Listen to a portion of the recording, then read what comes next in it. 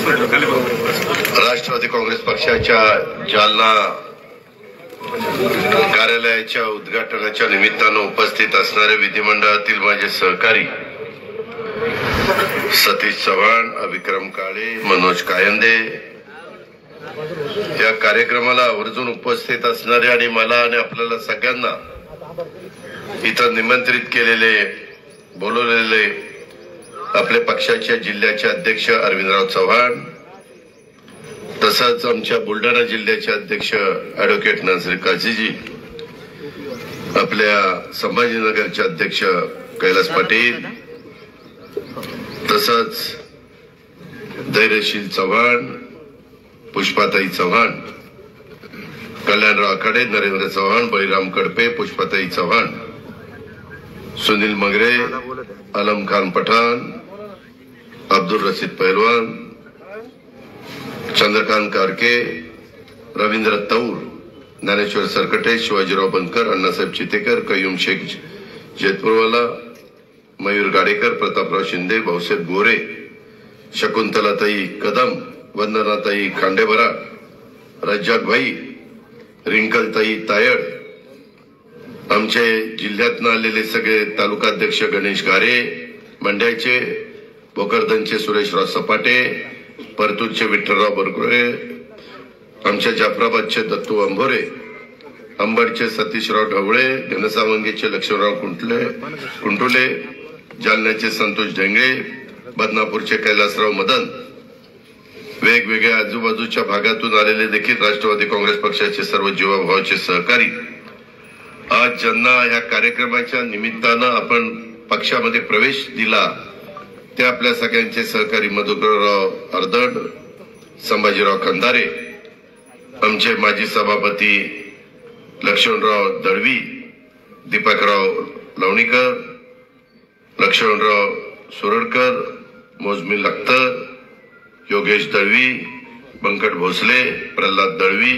अक्षय मोरे, शेख मुकरम, रामेश्वर पडोल, गंगाधर चव्हाण, उत्तमराव वाघ, महादू थिटे, अण्णा कळम, आनंद वाघ, अनेक सहकारी मित्रांनी राष्ट्रवादी काँग्रेस पक्षामध्ये प्रवेश केलेला आहे. त्याचबरोबर नरेंद्र चव्हाण, विजय चव्हाण, मनोज चव्हाण, सगळे जमलेले माझे कार्यकर्ते, माझ्या मायमाऊली, माझ्या लाडक्या बहिणी, तसंच उपस्थित माझे शेतकरी बांधव, पत्रकार मित्र आणि तरुण मित्रांनो, खरं मनोजनी आपलं पहिलं अधिवेशन 18 आणि 19 तारखेला संभाजीनगरला होतं, पण जागेचा काहीतरी प्रश्न आला आणि मग शिर्डीला ते शिफ्ट करायचं ठरवलं. 2 दिवसाचं होतं, 2 दिवसाची राहण्याची व्यवस्था, सगळी व्यवस्था करणं शिर्डीला जरा सोपं जात होतं आणि त्याच्यामुळे तिकडे शिफ्ट झाल्यानंतर माझ्याकडनं आमचे मनोज कायंदे, सिंदखेडचे आमदार, त्यांनी सांगितलं होतं की दादा, माझ्या बंधूंचं एक चांगल्या प्रकारचं हॉस्पिटल इथं आहे आणि तुम्ही उद्घाटनाला आलं पाहिजे. शेवटी आपल्या जवळच्या जीवाभावाच्या सहकाऱ्यांच्या घरच्या कार्यक्रमाला गेल्यानंतर कार्यकर्ता देखील समाधानी होतो. समाजामध्ये आपल्या सगळ्यांच्यामुळे आमची प्रतिष्ठा, मान सन्मान वाढलेला असतो. आम्ही उपमुख्यमंत्री पदावर पोहोचलेलो असतो आणि त्या निमित्तानं आम्ही त्या कार्यक्रमाला गेलो तर तिथं त्या दवाखान्याकडे, त्या व्यक्तीकडे, त्या डॉक्टरकडे बघण्याचा दृष्टिकोन देखील समाजाचा वेगळा होतो, एक आपलेपणा निर्माण होतो. आणि म्हणून मी त्याला सांगितलं होतं की आपण 19 तारखेला सकाळी घेऊ, पण हा सगळा कार्यक्रम बदलल्यानंतर मनोज फार नाराज झाला आणि म्हणला, दादा, आम्ही एवढी मोठी तयारी केली, तुम्ही आलं पाहिजे. मित्रांनो, काल मी दुपारी माझं भाषण संपवलं, मी तसाच शिर्डीवरून पुण्याला गेलो. पुण्यामध्ये एक महत्वाचं नांदेडचे तुमचे कुलगुरू आहेत, माझ्याच भागातले चासकर, डॉक्टर चासकर, ते माझ्याशी बरेच वर्ष संबंधित आहेत. त्यांच्या मुलाचं लग्न होतं, ते मी अटेंड केलं.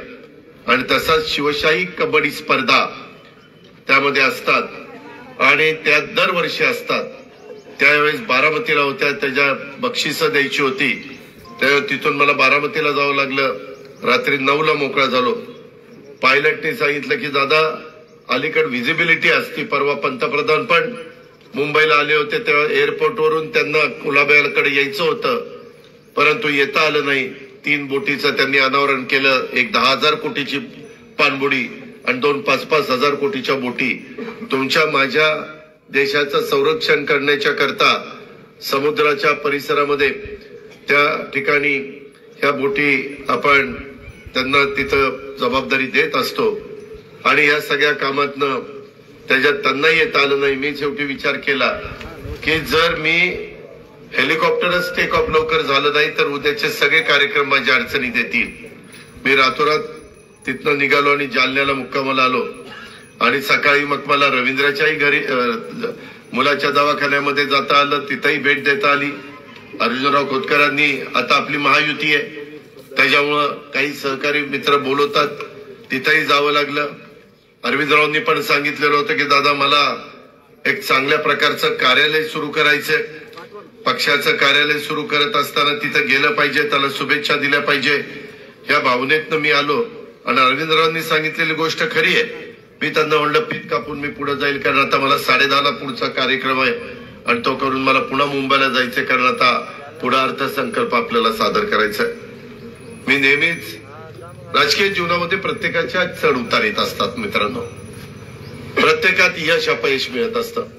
मी काल शिबिराच्या समारोपाच्या निमित्तानं पण सांगितलं की बाबांनो यश आलं म्हणून हुरळून जाऊ नका, अपयश आलं म्हणून खचून जाऊ नका, काम करत राहूया. आता इथं कल्याणराव, आमचे सुनील, अनेक आमच्या सेलचे प्रमुख इथं बसलेले. आपल्याला मराठवाड्यामध्ये काम करायचंय, गोदाकाठी काम करायचंय, विदर्भात काम करायचंय, आपल्याला नवीन कार्यकर्त्याला पुढे आणायचंय. मगाशी अरविंदरावांचं भाषण ऐकताना अरविंदराव नेहमी शेरो शायरी फार चांगल्या पद्धतीनं बोलत असतात, ते त्यांच्या लक्षात पण राहतं. मला पण ज्यावेळेस SMS येतात इतके चांगले त्या वेळेला बरोबर उपयोगी पडणारे अशा प्रकारचे शेर ते मला पाठवत असतात. मी आता धैर्यशीला विचारलं अरे ह्याच्यातलं एखादा तरी तुला येतो का रे? ते म्हणलं दादा अजून नाही जमलं. अरविंदराव भाषण करत असताना एखादा शेर म्हटल्यानंतर समोरच्याही लोकांना, कारण काय झालं मराठवाड्यामध्ये अनेक वर्ष निजामशाहीचं राज्य होतं, नाही म्हटलं तरी तुमच्या हिंदी पश्चिम महाराष्ट्राच्या लोकांच्या पेक्षा जास्त चांगलं आहे. त्याला एक वेगळ्या प्रकारची उंची आहे आणि त्याला अशा प्रकारे आपल्या शेरोशायरीची साथ मिळाली तर आणखीन आपण समाजाला किंवा श्रोते वर्गाला खेळून ठेवतो आणि त्याच्यातनं एक वेगळ्या प्रकारचं वातावरण निर्माण करू शकतो. आज तुम्ही आम्हाला इथं बोलवलं, अनेक मला संघटनांचे पदाधिकारी वर त्यांनी निवेदन दिली, इथं पण लोकांची मागणी वेगवेगळ्या प्रकारची आहे. शिबिराच्या निमित्तानं मी सांगितलं बाबांनो आता काम करावं लागेल. स्थानिक स्वराज्य संस्थांच्या निवडणुका आहेत. आपल्या इथं 5 विधानसभा मतदारसंघ आहेत. आपण त्याच्यामध्ये काही मतदारसंघ घेण्याचा प्रयत्न केला पण त्याच्यात शेवटी फायनलला अडचण आली आणि त्याच्यावर कुठली जागा आपल्याला त्या ठिकाणी मिळालेली नाहीये.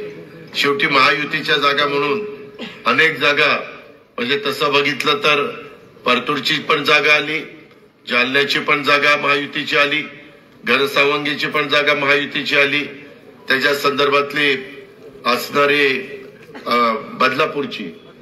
बदनापूरची पण जागा नारायणराव तिथं याचे निवडून आले आणि एक भोकरदनला पण दानवे साहेबांचं चिरंजीव त्या ठिकाणी निवडून आले. महायुतीच्या जागा आल्या. लोकसभेला वेगळा कौल मराठवाड्यांनी दिलेला होता.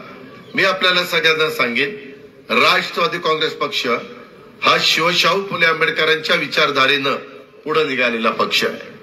त्याच्यामध्ये तसुभर देखील आम्ही कुठं कमी पडणार नाही. स्वर्गीय यशवंतराव चव्हाण साहेबांची जी शिकवण आहे, संयुक्त महाराष्ट्राचा मंगल कलश आणत असताना त्या विचारधारेने, त्या शिकवणीतनं त्यांची जी वैचारिक बैठक होती त्या पद्धतीनं आणि त्यांनी एक सुसंस्कृत महाराष्ट्रामध्ये कसं बोललं पाहिजे, कसं वागलं पाहिजे, कसं विरोधकांशी पण त्या ठिकाणी संबंध ठेवले पाहिजे. आरेला कारे लगेच म्हणायचं कारण नाही. त्याला एक तर तुमचा माझा परिसर हा साधू संतांचा परिसर आहे. फार मोठी या ठिकाणी परंपरा माझ्या मराठवाड्याला लाभलेली आहे. काळी आई इथं जेवढी आपण सेवा करू तेवढं उत्पन्न वाढून देते. खरं तर तुम्हाला आता शक्य नाही, आजचा शेवटचा दिवस आहे. माझ्या इथं 5 दिवसाचं कृषी 2025चं प्रदर्शन भरलेलं होतं लाईव्ह. म्हणजे तो ऊस तिथं लावलाय आम्ही, तो उगून आलाय, तो किती रिकव्हरीचा आहे, कशा पद्धतीनं त्याला पाणी द्यायचंय, आपण किती पाणी देतोय, आपण किती एनपीके टाकतोय, त्याला पाहिजे किती, ह्याच्यातनं आपण जमिनी खराब करतोय. आणि त्याच्यातनं नवीन तंत्रज्ञान आलेलं आहे. बाबांनो, आम्ही नुसतं भाषण करत नाही, आम्ही आमच्या इथं ते सिद्ध करून दाखवतो, तेव्हा दुसरीकडे जाऊन आम्हाला अधिकार वाढणीनं भाषणं त्या ठिकाणी करता येतात. वेगवेगळ्या प्रकारची पिकं, एकाच झाडाला कलम करून 2 वेगवेगळ्या प्रकारची फळं पण आणता येतात. अहो, एवढं सायन्स पुढे गेलेलं आहे. आणि आता तूर एक आम्ही नवी काढलेली आहे, ते तुरीला पाणी कमी लागतं, उतारा चांगला पडतो. त्याच्या संदर्भामध्ये 265 आणि 86-032 ह्याच्या मधली व्हरायटी आम्ही त्या ठिकाणी काढलेली आहे. सुरूला कुठला ऊस लावला पाहिजे, अडसालीला कुठला लावला पाहिजे, खोडवा कुठला चांगला येतो, हे शेतकऱ्यांनी नवीन तंत्रज्ञान अवगत केलं पाहिजे. आता उगीच पाठीवर पंप घेऊन औषध मारत बसायचं नाही. त्यानं कधी कधी शेतकऱ्याला त्रास होतो, कधी कधी काही जणांनी नीट काळजी घेतली नाही तर एखाद्याचा जीव पण त्या ठिकाणी जातो. काहींना तंबाखू खायची सवय असते, त्याच हाताने तंबाखू मळतात, खातात आणि त्याच्यातनं अडचणी निर्माण होतात. आणि म्हणून ड्रोन आलेला आहे. ड्रोनच्या निमित्तानं जिथं एखादा प्लॉट खराब झालाय तिथंच जाऊन बरोबर तो ड्रोन त्या ठिकाणी औषध मारतो. असे खूप बदल त्या बाबतीमध्ये झालेले आहेत. तिथं पशुधनाच्या बद्दल पण आमचं मोठं काम आहे. मित्रांनो, हे फक्त एका भागात, मी माणिकराव कोकाटे, पंकजाताई मुंडे आम्ही तिथं होतो. मी माणिकरावना तेच सांगितलं की आपल्या जिल्हा कृषी अधिकाऱ्याला सांगा शेतकऱ्याच्या बांधावर जायला. आज आम्ही जो कांदा तिथं निर्माण केलेला राजगुरुनगरच्या रिसर्च सेंटर मध्ये आपल्या शासनाचं, तिथं तयार झालेला कांदा, ते बी जे आहे त्याचं रोप तुम्ही लावलं तर 9 महिने कांदा टिकू शकतो. त्याला कशा चाळी असल्या पाहिजे, कुठला कांदा लावला पाहिजे, कुठलं केळीच्या करता रोप लावलं पाहिजे, एवढं काही आता नवीन आहे की न सांगितलेलं बरं. आताच मी येताना एका ठिकाणी थांबलो होतो आणि मला कुणीतरी मोसंबीचा ज्यूस आणून दिला. इतका खराब ज्यूस होता, गोड त्याला काही नव्हतंच.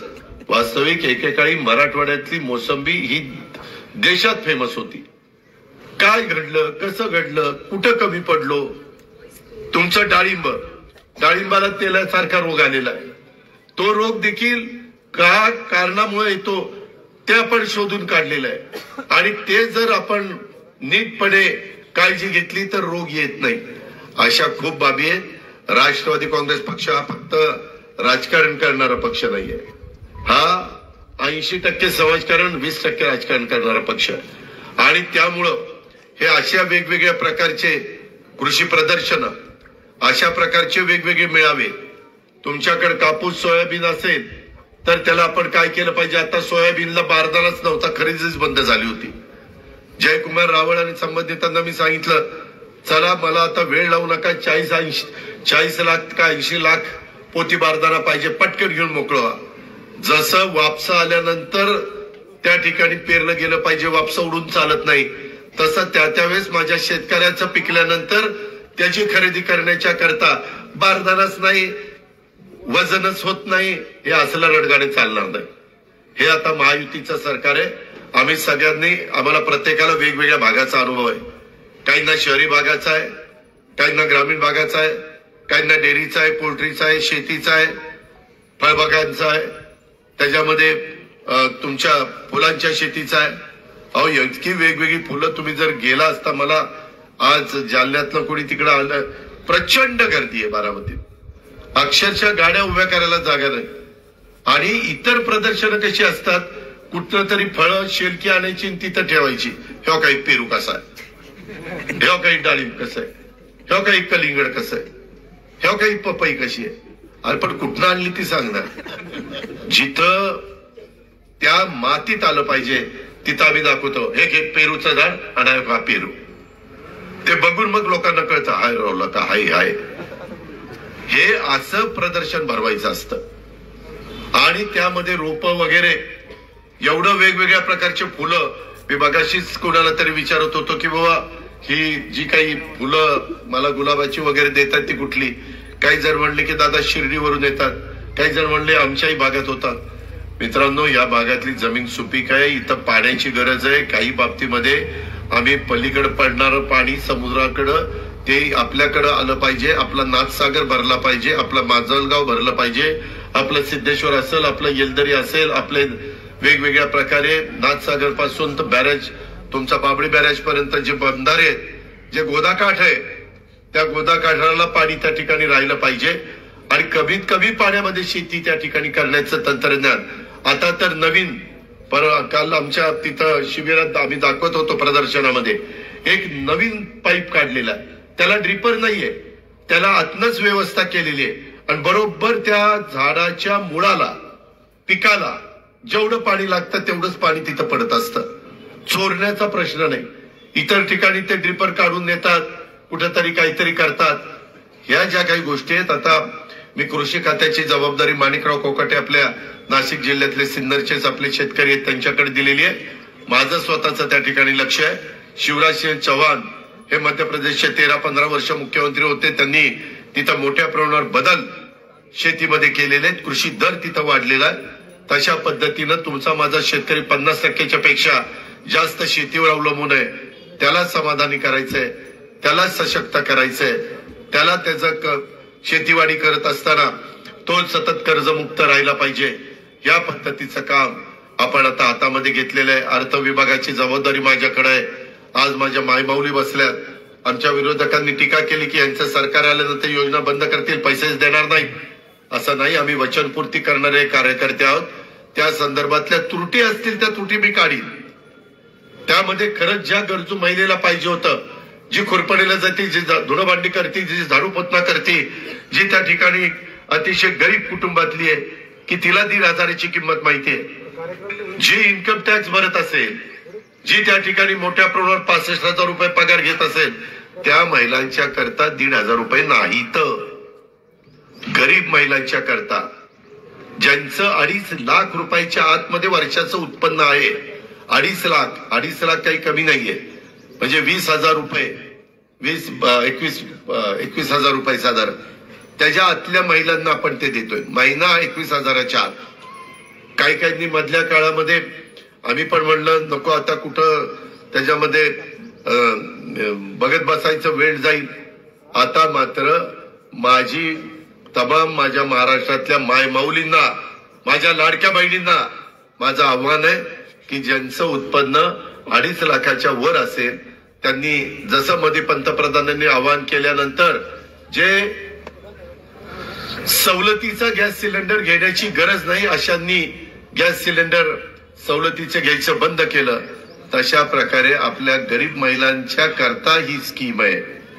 माझ्या ज्यांना खऱ्या अर्थाने 1,500 रुपये महिन्याची गरज आहे तिच्याकरता स्कीम आहे आणि त्यांना कुठल्याही परिस्थितीत महिन्याच्या महिन्याला पैसे दिल्याशिवाय आम्ही गप्प बसणार नाही, शांत बसणार नाही. आता थोडस या निवडणुकीचा निकाल लागल्यानंतर आम्ही घाई गडबडीत होतो, परंतु परवाच 3,700 कोटी रुपयाचा चेक मी महिला बाल विकास खात्याला दिलेला आहे आणि आता काही काहींच्या अकाउंटला पैसे यायला लागले असतील किंवा 26 तारखेपासून माझ्या लाडक्या बहिणींनो, माझ्या मायमाऊलींनो तुमच्या अकाउंटला पैसे येतील. काय करायचा हा तुमचा अधिकार आहे, तुम्ही त्या पद्धतीनं करा. शेतकऱ्यांना तुम्ही पण काळजी करू नका. तुम्ही म्हणाल काय लाडक्या बहिणी आम्ही काय दोडके भाऊ झालो का? तुम्ही अजिबात नाही, तुम्ही पण लाडक्या. तुमच्याही संदर्भामध्ये सतत आम्ही पंतप्रधानांची, अमित भाईंची, शिवराज सिंह चौहानांची ज्या केंद्रातल्या गोष्टी असतील त्या केंद्राकडनं करून घ्यायच्या, ज्या राज्याच्या गोष्टी असतील त्या राज्याच्याकडनं आम्ही लोकांनी करायच्या. तिथं देवेंद्रजी असतील, एकनाथराव शिंदे असतील, अजित पवार असतील किंवा त्यांच्याबरोबर काम करणारी टीम असेल, पण याच्यात मंत्रिमंडळातल्या पण कोणी सहकारी मित्रांनी कुठं चुका होऊन द्यायच्या नाही. जो तो लाभ ज्या त्या लाभार्थ्याला मिळाला पाहिजे. मग तो शेवटचा माझा माणूस असेल किंवा शेवटची माझी लाडकी बहीण असेल, तिला तो लाभ त्या ठिकाणी पोहोचला पाहिजे. पुढं करणाऱ्यांच्या करता या योजना नाहीत, खऱ्या गरजू लोकांच्या करता, गरजवंतांच्या करता ह्या सगळ्या योजना आहेत. ह्याची पण आपण नोंद कृपा करून सगळ्यांनी या निमित्तानं घ्यावी. आज पक्षामध्ये अनेकांच्यामुळं वेगवेगळे सहकारी मित्र, मग आमचे त्याच्यामध्ये भाऊसाहेब गोरे असतील, इतर पण काही वेगवेगळ्या सहकाऱ्यांनी पक्षामध्ये प्रवेश दिलेले आहेत, देण्याच्या करता प्रयत्न केलेला आहे. माझी विनंती आहे की जनमानसात चांगली प्रतिमा असणाऱ्यांना प्रवेश द्या. त्यामध्ये उगीच एखाद्याला असा प्रवेश दिला आणि तो कुणाला फसवी करत असेल, आमच्या ग्रामीण भागात म्हणतात ह्या बोटाचा तुका त्या बोटाला, याची टोपी त्याला, फक्त दादा 3-1-0 झालो आपण. अशा पद्धतीनं अशा लोकांना अजिबात प्रवेश देऊ नका. नवीन पिढी खूप आहे, तरुण आहे, तरुणी आहे, त्यांना पण त्या ठिकाणी आपण आपल्या बरोबर घेऊया. काही जुने अनुभवी थोडेसे बाजूला पडलेले होते, ज्याचा उल्लेख मगाशी अरविंदरावांनी आपल्या भाषणामध्ये केला. काही जण, मी समजा पुणे जिल्ह्याचा अनेक वर्ष पालकमंत्री, आता पण मी आहे. आता मी काय करायचं, जर माझ्या पुढं सतीश चव्हाण जात असतील तर मी सतीश चव्हाणला दाबायचं, पुढे ही आपल्याला ओलांडून जाईल, ह्यालाच कापायचं. तिथल्या तिथं काही ना काही त्याचे पंख छाटायचे, किंवा विक्रम असेल तर विक्रमला कसं अडचणीत आणायचं, किंवा मनोजला कसं आणायचं, असा काहीतरी प्रकार काहींच्या मनात असतो. मी नेहमी राजकीय जीवनामध्ये मला कामाची संधी ही त्या ठिकाणी काँग्रेस पक्षाने दिली. स्वर्गीय राजीव गांधी वारले, परंतु पवारसाहेब मुख्यमंत्री असताना 91 साली मला खासदारकीची उमेदवारी मिळाली होती. मी फार तरुण होतो, सगळ्यात तरुण आमदार खासदार म्हणून मी निवडून गेलेलो होतो. आणि तेव्हापासून महाराष्ट्रातल्या जनतेने मला नेहमीच साथ दिली. मी पण मागे वळून बघितलं नाही. माझंही कामाची पद्धत, चांगल्या कार्यकर्त्याच्या पाठीशी आपण उभं राहायचं. इथं मनोज कायंदे बसलेत, निवडणुकीच्या 1 महिना आधी ही व्यक्ती एका दुसऱ्या पक्षामध्ये होती, परंतु मला नाझीर काझीने सांगितले, दादा ह्याला तिकीट द्या, हा चांगला कार्यकर्ता आहे, ह्याला संधी द्या. त्याच्यामुळं आम्ही काझीचं ऐकलं आणि मनोजला तिकीट दिलं. मी पहाटेच्या विमानांनी एबी फॉर्म पाठवला आणि त्यांना काझीला सांगितलं ते संभाजीनगरच्या ठिकाणी एबी फॉर्म घे आणि मनोजचा फॉर्म भरा. हैदराबादला माणूस पाठवला आणि प्रताप चिखलीकरला शेवटचा दिवस, आणि तिथे एबी फॉर्म दिला आणि प्रताप चिखलीकरला लोहा कंदारचं तिकीट दिलं. मित्रांनो, आपल्याकडे खूप चांगले चांगले कार्यकर्ते आहेत, फक्त आपल्याला ते शोधता आले पाहिजे, हेरता आले पाहिजे. आपल्याही जीवाभावाच्या कार्यकर्त्यांनी ते लक्षात आणून दिले पाहिजे. काही जर तुम्ही जर म्हणाला, अहो मी पहिल्यापासून 99 पासून तुमच्या बरोबर आहे, 10 जून पासून 25 वर्ष झाली, तरी माझ्याकडे लक्ष देत नाही. अरे जर तुझ्याकडं जनता लक्ष देत नसेल तर मी कसं लक्ष देणार? 25 वर्षात तू कार्यकर्ते पण निर्माण केले पाहिजेत, तुझी प्रतिमा पण तिथं त्या ठिकाणी. आता जसं अरविंदराव बोलत होते, अरविंदरावांना मागे आम्ही मतदारसंघाची फेररचना व्हायच्या आधी 2004ला तिकीट दिलं. काम करणारा माणूस तुम्ही पण निवडून दिलं, पण नंतर दुर्दैवाने मतदारसंघाची फेररचना झाली, अनेकांचे मतदारसंघ राखीव झाले. शेवटी मागासवर्गीय समाजाला पण तिथं प्रतिनिधित्व मिळालं पाहिजे, याबद्दल दुमत नाही. ज्यावेळेस शिवशाहू फुले आंबेडकरांची विचारधारा आम्ही सांगतो, त्यावेळेस सर्व जाती धर्माच्या लोकांना न्याय मिळाला पाहिजे, कायदा सुव्यवस्था हा व्यवस्थित राहायला पाहिजे, कुठेही तेढ निर्माण होता कामा नये, समाजामध्ये दुही निर्माण होता कामा नये. योगपुरुष छत्रपती शिवाजी महाराजांनी हिंदवी स्वराज्याची स्थापना केली, त्यावेळेस 18 पगड जाती 12 बलुतेदारांना घेऊन त्यांनी हिंदवी स्वराज्याची स्थापना केली. भेदभाव केला नाही. आज काही लोक स्वतःचं महत्व वाढवण्याकरता समाजामध्ये तेढ निर्माण करण्याचं काम करतात. असं नाहीये. आम्ही त्या जागी बसलो असताना आम्ही ते होऊन देणार नाही. आम्ही सगळ्यांना बरोबर घेऊन जाऊ, आणि जर चुकला तर तो कुठल्याही जातीचा, धर्माचा, पंथाचा, नात्याचा, गोत्याचा असेल त्याचा अजिबात विचार करणार नाही. डिपार्टमेंटला सांगू ह्याला घे, आणि जे काही फाशीची शिक्षा करायची असेल ती कर, जी काही कडक शिक्षा करायची असेल ती कर. भेदभाव नाही. संविधान सगळ्यांच्या करता, हा उजवा, हा डावा, हा जवळचा, हा लांबचा, हे चालणार नाही. आणि तीच आपल्या राष्ट्रवादी काँग्रेस पक्षाची विचारधारा. म्हणून माझ्या लाडक्या बहिणींनो, माझ्या भावांनो, माझ्या सहकाऱ्यांनो, माझ्या कार्यकर्त्यांनो, इथून पुढच्या काळामध्ये कुणाची मक्तेदारी नव्हते. आम्ही पण लोकसभेला आमच्या मतदारसंघात 48,000 50,000 मायनस होतो. आम्ही खचलो नाही. माणिकराव कोकाटे 1 लाखापेक्षा जास्त मायनस होते, खचले नाही. आता निवडून येताना 3 लाखाच्या पुढे आला, मी पण लाखाच्या पुढे आलो. अशी कितीतरी उदाहरणं मी सांगेन.